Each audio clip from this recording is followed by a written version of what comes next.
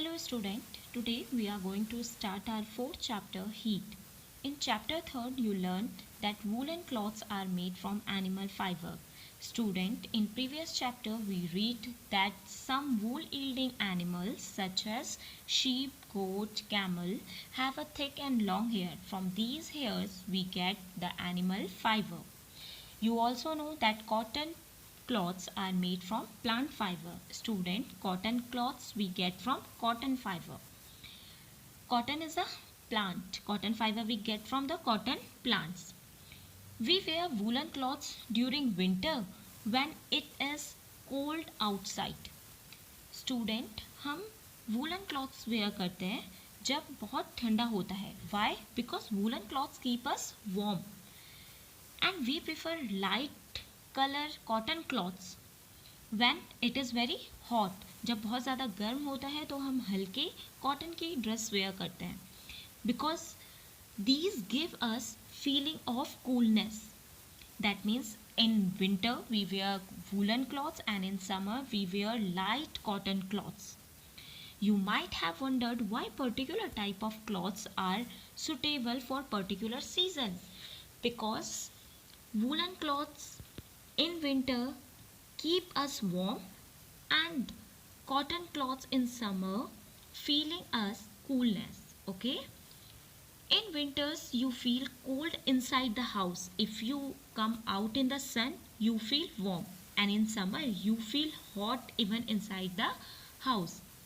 Student, in this chapter we read that how can we find that one object is hot or cold. How do we know whether an object is hot or cold? Student, our first topic is hot and cold. In our day-to-day life, we come across a number of objects. In this table you see there is some object, ice cream. Ice cream is cold or hot? It is cold. Spoon in a teacup, hot. Fruit juice is cold.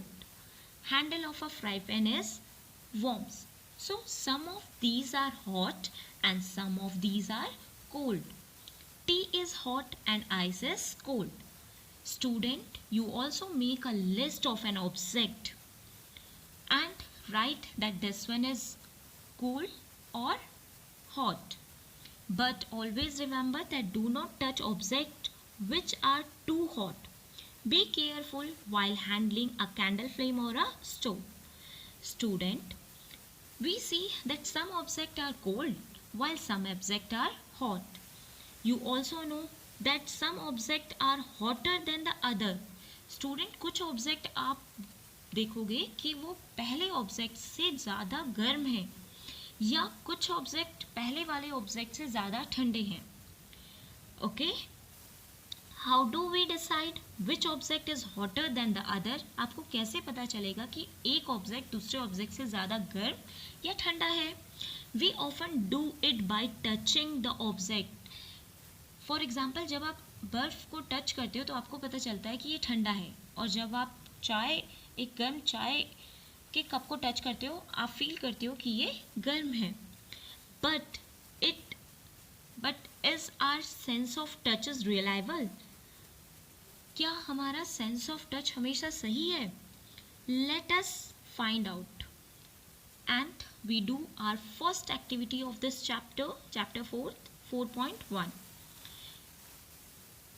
Take 3 large mug, label them as A, B, C. Put cold water in mug A and hot water in mug B, and mix some cold and hot water in mug C. But make sure that water is not so hot that you burn your hand. Student, आपने 3 मग लेने हैं, मग A, mug B, mug C. Mug A में आपने ठंडा पानी रखना है, मग B में आपने गर्म पानी रखना है, और मग C में आपने ठंडे और गर्म पानी को मिक्स करके रखना है. अब आपने क्या करना है, you dig your left hand in mug A and the right hand in mug B. अब आपने अपने लेफ्ट हैंड को मग A में डालना है. You know that in mug A cold water is there. That means cold water में आपने अपना लेफ्ट हैंड पुट करना है. And right hand in mug B, mug B में गर्म पानी है जिसमें आपने अपना राइट हैंड डालना है। After keeping hand in the 2 mugs 2 and 3 minutes, और 2-3 मिनट्स तक अपने हाथ को दोनों मग में, मग ए और मग बी में रखना है, ठंडे और गर्म पानी में अपने हाथ को रखना है। Put both the hand simultaneously in mug C, अब दोनों हाथ निकाल के एक साथ थर्ड मग सी में आपने डालनी है। Do both the hands get same feeling, क्या दोनों हाथ में सेम फीलिंग हो रही है? सेम फीलिंग होती है। Firstly we know the answer of Boojho. Boojho says my left hand tell me that the water in a mug C is hot. Student, left hand mug A में था और मग ए में ठंडा पानी था, लेकिन जब बूझो ने अपना लेफ्ट हैंड मग सी में डाला तो उसे पानी कैसा लगा मग सी का? Hot. And right hand tell me that the same water is cold, और राइट हैंड उसका किस में था? मग बी में, जिसमें गर्म पानी था। जब उसने वो हैंड मग सी में डाला तो उसे वो पानी ठंडा लगा। वट शुड आई कंक्लूड, वो क्या कंक्लूड करे? See here, please understand, in mug A cold water is there, mug B hot water is there, mug C the combination of hot and cold water। आपने left hand को ठंडे पानी में रखा, right hand को गर्म पानी में रखा 2-3 मिनट तक। अब आपने दोनों हैंड्स को निकाला और मग सी में रखा। मग सी में नॉर्मल वाटर है क्योंकि उसमें हमने वाटर को मिक्स किया हुआ है, गर्म और ठंडे पानी को। अब जो हाथ आपका ठंडे पानी में है उसे ये पानी गर्म फील होगा क्योंकि मग ए में ज़्यादा कोल्डर है इन कंपैरिजन टू मग सी, और जो हाथ आपका मग बी में था दैट मीन्स गर्म पानी में था, उससे ये वाटर कैसा फील होगा? कोल्ड फील होगा।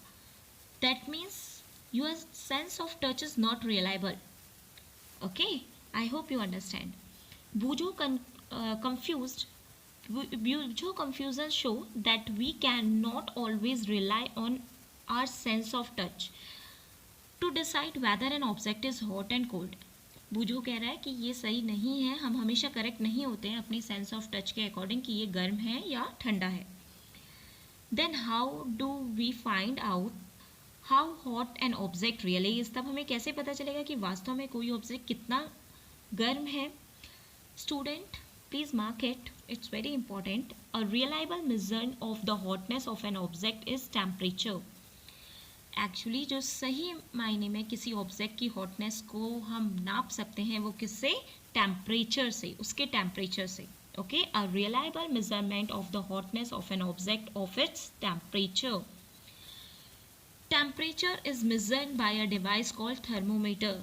अगर क्वेश्चन आता है what is thermometer, then you write that temperature is measured by a device called thermometer. इसे मार्क भी करिए, व्हाट इज थर्मोमीटर?